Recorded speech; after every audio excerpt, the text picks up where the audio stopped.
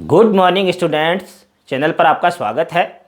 आज हम बोर्ड परीक्षा 2020 को देखते हुए सामाजिक विज्ञान के लघुत्तरात्मक प्रश्नों पर चर्चा करने वाले हैं, जो कि परीक्षा की दृष्टि से मोस्ट इंपॉर्टेंट क्वेश्चन बनते हैं। आज उनके ऊपर चर्चा करेंगे। स्टूडेंट्स, आपके चैप्टर नंबर 1, 2, 4, 5, 15, 17 और 18 इन पाठों में से ही ब्लूप्रिंट के आधार पर लघुत्तरात्मक यानी 5-6 लाइनों के जिनके आंसर होते हैं, उस प्रकार के क्वेश्चन आने वाले हैं।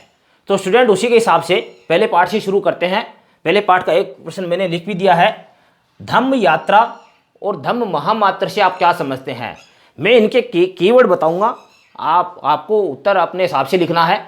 जो मेन चीज़ है वो आपको मैं यहाँ बता दूंगा। कीवर्ड धम्म यात्रा, अशोक से पहले, अशोक महान से पहले, अशोक मौर्य से पहले जो भी राजा विहार यात्रा किया करते थे, विहार यात्रा यानी शिकार करने के लिए, भ्रमण करने के लिए जाते थे, तो उसमें शिकार वगैरह करते थे। अशोक ने इसे विहार यात्रा को धम्म यात्रा में बदल दिया। अशोक ने शिकार के स्थान पर दान, दया, लोगों का कल्याण, जो महात्मा बुद्ध के से संबंधित स्थान थे उनकी यात्रा करना, ये शुरू किया। स्टूडेंट्स, इसे ही धम्म यात्रा कहा गया है। दूसरा इसके अंदर क्वेश्चन रिलेटेड है इसी में, धम्म महामात्र। अशोक ने अपने राज्याभिषेक के 13वें वर्ष में एक पदाधिकारी नियुक्त किए, जिस पद का नाम था धम्म महामात्र। धम्म महामात्र पदाधिकारी जो होते थे, उनका काम था लोगों में धम्म यानी बुद्ध धर्म से संबंधित जो भी ज्ञान है उसका प्रचार करना, धर्म का प्रचार करना, लोगों में दया आदि की भावना का प्रचार प्रसार करना, कैदियों को मुक्त करना और उनके रहने की और खाने पीने की व्यवस्था करना। ये सब कार्य धम्म महामात्र के थे। स्टूडेंट्स, अगला क्वेश्चन देखता हूं मैं। जनपदों के उदय होने के क्या कारण थे? क्वेश्चन नंबर 2 है आपके, जो महत्वपूर्ण है। जनपदों के उदय होने के कारण, जनपदों के उदय होने के कारण क्या थे? स्टूडेंट्स, इसके अंदर आपको काल याद रखना है। इसका आंसर शुरू करेंगे तो उत्तर वैदिक काल तक लोहे का प्रयोग करना लोगों ने शुरू कर दिया था। बहुत बड़ी मात्रा में लोहे का प्रयोग करना शुरू कर दिया था और इसके साथ ही स्थायी रूप से बसना शुरू कर दिया था। जो ही लोहे का प्रयोग हुआ, लोहे के औजार बने, त्यों ही लोगों ने कृषि कार्य करना शुरू कर दिया और कृषि कार्य शुरू करने के कारण एक प्रकार से उनके अंदर स्थायी रूप से बसने की भावना जागृत हुई और स्थायी रूप से बसने की भावना जागृत होने के कारण जो जन यानी छोटे गांवों का समूह है, जन थे, वे बड़े होते होते जनपदों के रूप में विस्तृत हो गए, फैल गए, स्थायी हो गए। स्टूडेंट्स, अगला जो क्वेश्चन है, 6ठी शताब्दी ईस्वी पूर्व भारत में विद्यमान महाजनपदों का उल्लेख कीजिए। महाजनपदों का उल्लेख करना है। एक तो यह ध्यान रखना आपको, बौद्ध ग्रंथ अगुंतर निकाय है, उसके अंदर 16 महाजनपदों की सूची मिलती है। उन महाजनपदों के नाम लिखने इसके अंदर, जैसे अंग, दूसरा मगध, काशी, कौशल, वज्जी, इसके अलावा मत्स्य,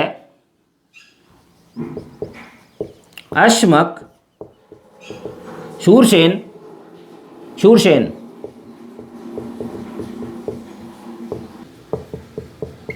अवंती, कुरु, पांचाल, गांधार। मेरे ख्याल से हो गए होंगे 16। एक आधा कोई छूट गया तो आप देख लेना। मतलब कहने का अर्थ यह है, इसमें आपको महाजनपदों के नाम लिखने हैं। इससे जो अगला क्वेश्चन है, चौथा क्वेश्चन, मैं आप स्क्रीनशॉट लेना चाहें ले सकते हैं। मैं क्वेश्चन मिटा देता हूं, फिर ये अगला क्वेश्चन लिखता हूं।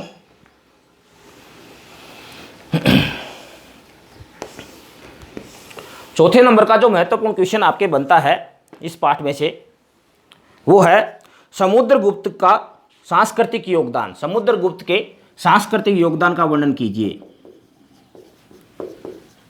समुद्रगुप्त के सांस्कृतिक योगदान, सांस्कृतिक योगदान, केवल सांस्कृतिक योगदान बताना, इसके राज्य विस्तार के बारे में नहीं बताना स्टूडेंट्स।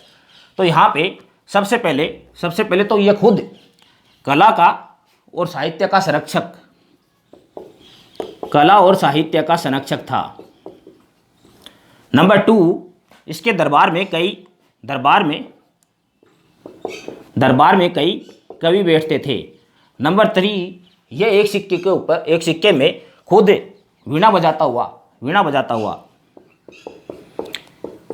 बजाते हुए इसकी एक फोटो है, तस्वीर है सिक्के के ऊपर।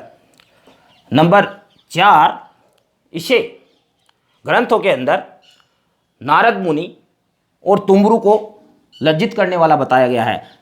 नारद और तुंबरू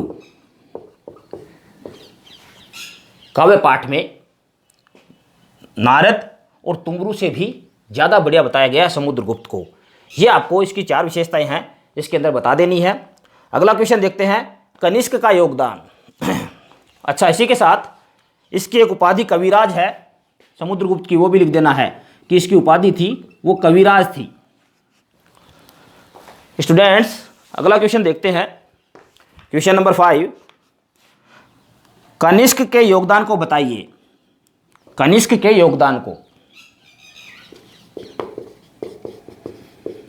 कनिष्क के योगदान को। तो स्टूडेंट, एक तो इसने 78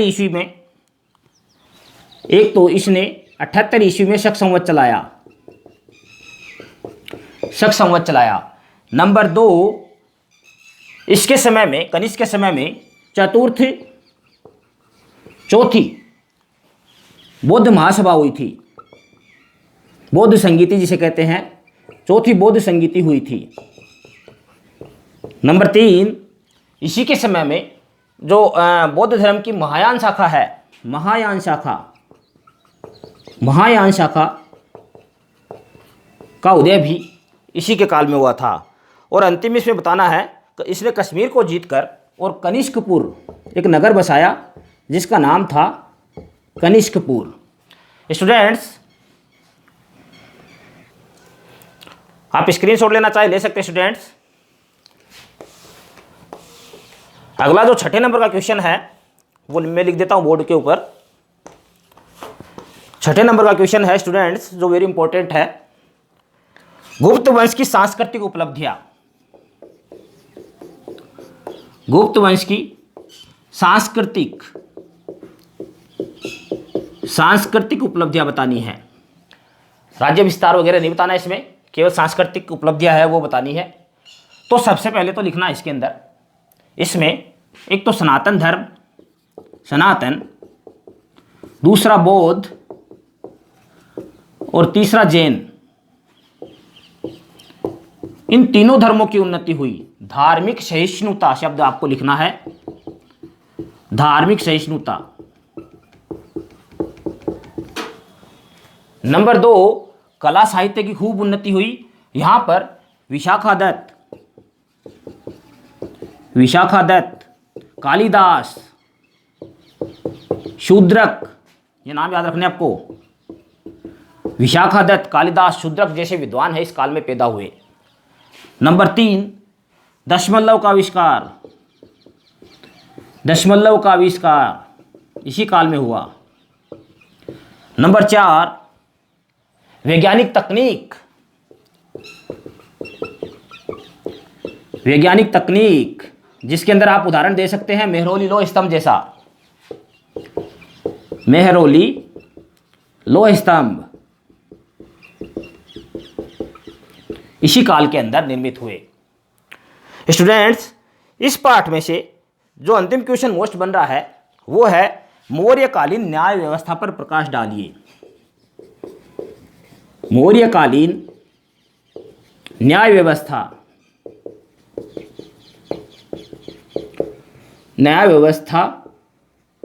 पर प्रकाश डालिए। इसमें स्टूडेंट्स एक तो ये लिखना है कि सम्राट ही न्याय व्यवस्था का सर्वोच्च अधिकारी था,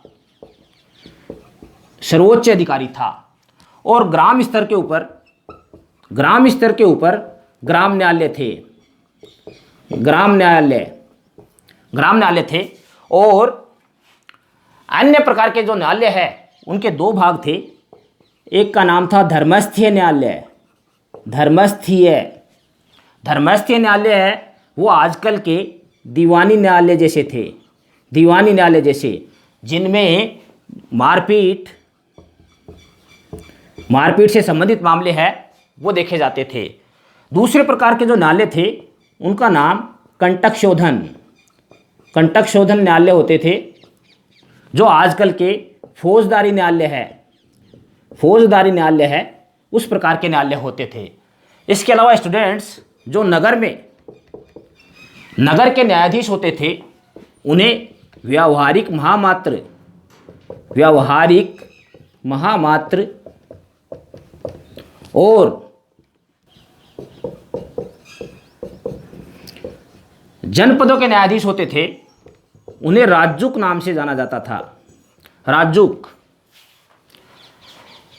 स्टूडेंट्स, ये चैप्टर 1 के 7 क्वेश्चन मैंने बताए हैं जो लघुत्रात्मक है, अति महत्वपूर्ण है। इसी प्रकार अगला वीडियो है वो दूसरे पार्ट में से जो आपके महत्वपूर्ण लघुत्रात्मक क्वेश्चन बनते हैं उनका बनाया जाएगा, इसके बाद जारी होगा। पूरा वीडियो देखने के लिए थैंक यू।